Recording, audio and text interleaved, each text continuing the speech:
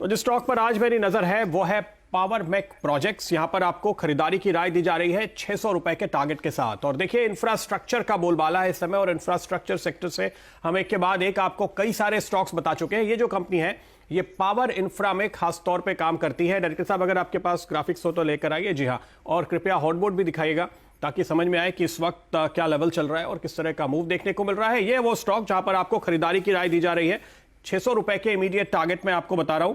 देखिए यहां पर अगर आप देखें तो ये ईपीसी सेगमेंट की एक लीडिंग कंपनी है, और यहां पर जो करीब 52 वीक हाई है वो 800 रुपए के है। तो आप ये समझिए कि मैं एक इंटरमीडिएट टारगेट आपको बता रहा हूं, उसके बाद आपको 800 रुपए के अगले टारगेट के लिए एक अपग्रेड देखने को मिलेगा। और 2019 का इसका हाई था करीब 1175 रुपए, तो वहां तक के लेवल को आपको ध्यान में रखते हुए खरीदारी करनी है।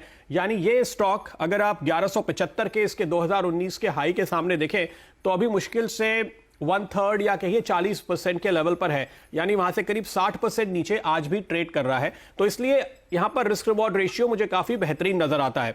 इसका पी इस वक्त करीब 5 का है, और करीब 89-90 रुपए के आसपास के इसने जो ईपीएस किए हैं उसके सामने अगर आप देखें तो जाहिर तौर पे इस समय काफी अट्रैक्टिव आपको नजर आएगा। अच्छा, बुक वैल्यू मैं आपको बताऊं ये 646 रुपए है, तो बुक वैल्यू भी दरअसल अभी यहां से काफी ऊपर है। तो इस लिहाज से अगर आप देखते हैं तो ये स्टॉक बुक वैल्यू, पीई हर एक पैमाने पे आपको काफी सस्ता दिखाई देगा, और पिछले हाईस के मुकाबले अगर आप देख रहे हैं तो वहां पर तो काफी मौका है ही। लेकिन खरीदारी की वजह क्या है? खरीदारी की पहली वजह देखिए, इलेक्ट्रिसिटी सप्लाई के जो आंकड़े आ रहे हैं उससे यह पता चल रहा है कि इलेक्ट्रिसिटी सप्लाई करीब करीब नॉर्मल हो चुकी है।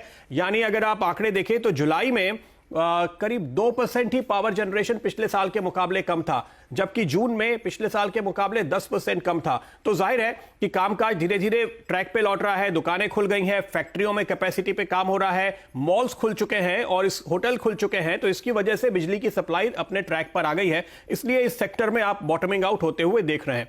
दूसरी बात अगर आप देखें, जो सबसे अच्छी खबर आई है इन कंपनीज के लिए वो यह है कि यहां पर आपने जो करेक्शन देखा था उसके पीछे थोड़ी सी लिक्विडिटी क्रंच की बात इस सेक्टर में कही जा रही थी। लेकिन जैसे केंद्र सरकार ने जाहिर किया कि करीब 90,000 करोड़ रुपए की लिक्विडिटी डिस्कॉम्स को दी जाएगी, और उसके बाद अब जो हमने खबर आपको एक्सक्लूसिवली बताई 2 दिन पहले, उसके मुताबिक कैबिनेट का अप्रूवल आ चुका है, जिसके बाद पीएफसी और आरईसी पावर डिस्कॉम्स को ज्यादा लिक्विडिटी प्रोवाइड करेंगे। तो पावर डिस्कॉम्स को ये जो पैसे मिलेंगे, जो पहले एक कैप था कि पिछले साल की वर्किंग कैपिटल के 25% के ऊपर नहीं मिल सकता, तो उनको पैसे नहीं मिल रहे थे।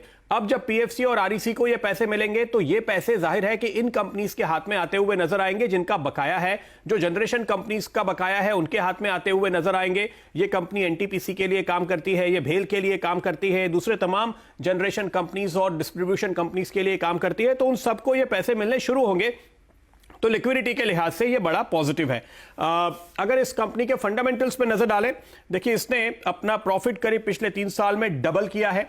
इसने एक और अच्छी काम किया है, वो ये कि ये डाइवर्सिफाई कर रहे हैं दूसरे सेक्टर्स के अंदर, इनका मार्जिन बढ़ता हुआ नजर आ रहा है। पहले ये केवल नए पावर प्लांट बनाने में ज्यादा काम कर रहे थे, अब मेंटेनेंस में ज्यादा काम कर रहे हैं। मेंटेनेंस के वर्क में मार्जिन ज्यादा मिलती है, इस वजह से इनकी मार्जिन में आप इजाफा होते हुए देख रहे हैं। दूसरी बात, अब इनका जो नॉन पावर रेवेन्यू है वो करीब 32% पे आ चुका है, जो 2 साल पहले मुश्किल से 10% भी नहीं था। तो जो नए क्लाइंट्स इन्होंने ढूंढे हैं स्टील सेक्टर में, नए क्लाइंट्स इन्होंने ढूंढे हैं ऑयल एंड गैस सेक्टर में, नए क्लाइंट्स मिले हैं इनको रेलवेज में, नए क्लाइंट्स मिले हैं इनको मैन्युफैक्चरिंग में, तो ये सब मिलकर के इसके लिए काफी फायदे का सौदा साबित हो रहा है। और इस समय आप देखिए करीब 5,000 करोड़ रुपए की ऑर्डर बुक भी सामने है, जो आपको ये एक भरोसा दिलाती है कि आगे आने वाले दिनों में कंपनी का परफॉर्मेंस लगातार बेहतर बना रहेगा, और जो पास्ट ट्रैक रिकॉर्ड है वो बना रहेगा। आप ये समझिए कि 2200 करोड़ का टर्नओवर है, 5,000 करोड़ की ऑर्डर बुक है, यानी अगले 2.5-3 साल के लिए एश्योर्ड कामकाज इनके सामने है। तो इस समय जब मैं आपको कहता हूं कि करीब 1200 रुपए वाला स्टॉक आपको 480 पे मिल रहा है और आप खरीदारी कीजिए, तो आप ये सोच रहे होंगे कि क्या आगे आने वाले नतीजे बेहतर होंगे। तो देखिए 2.5 साल के लिए तो काम ऑलरेडी इनके सामने पड़ा है, और 2200 करोड़ के ऑर्डर बुक टर्नओवर वाली कंपनी आपको 675 करोड़ के मार्केट कैप पे मिल रही है। तो जाहिर है कि लेवल काफी सस्ते हैं, वैल्यूएशंस री-रेटिंग होने की यहां पर पूरी संभावना नजर आती है। इसलिए यह है वो स्टॉक जिस पर आपकी नजर होनी चाहिए, और जैसे मैंने कहा कि इंफ्रास्ट्रक्चर सेगमेंट पर आपकी नजर खास तौर पे इस समय होनी चाहिए, जिसकी आप एक री-रेटिंग होते हुए देख रहे हैं।